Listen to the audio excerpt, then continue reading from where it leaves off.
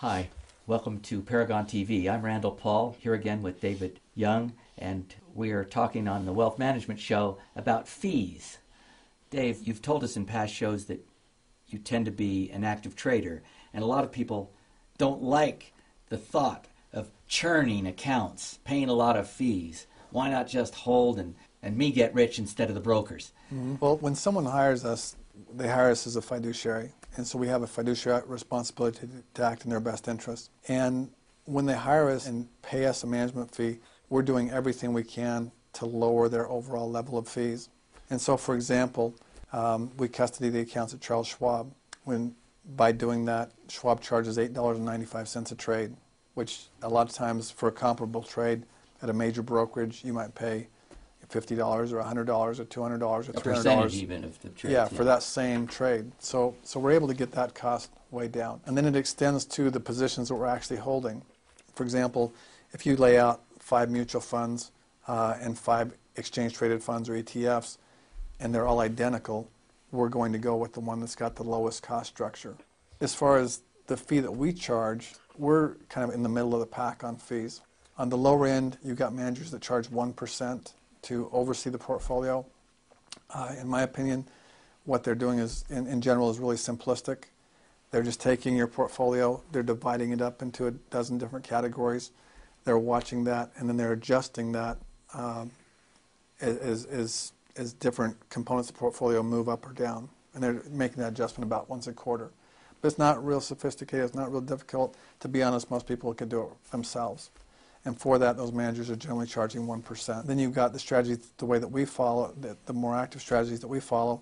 We're charging 1.85% for the first $500,000, 1.5% for the next $500,000, 1.35% for the next $1 million, and then 1% on everything over $2 million.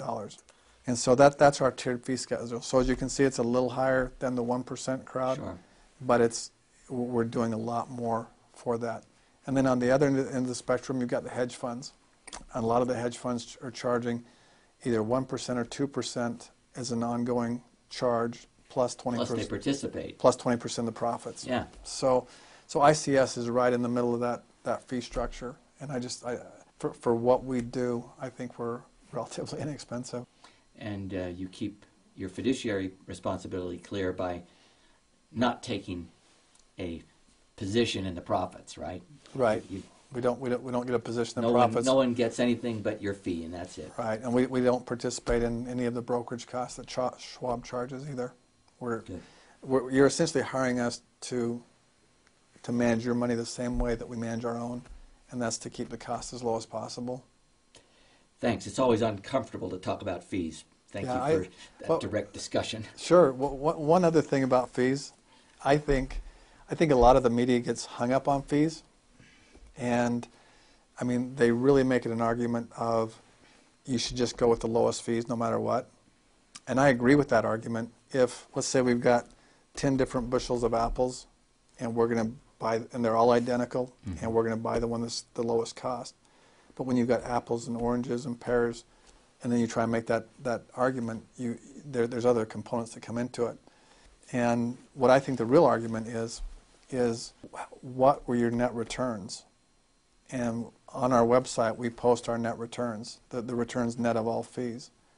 And so that's where you really come down to, that's what the person got. Yes, this is what they paid, but what were their net returns?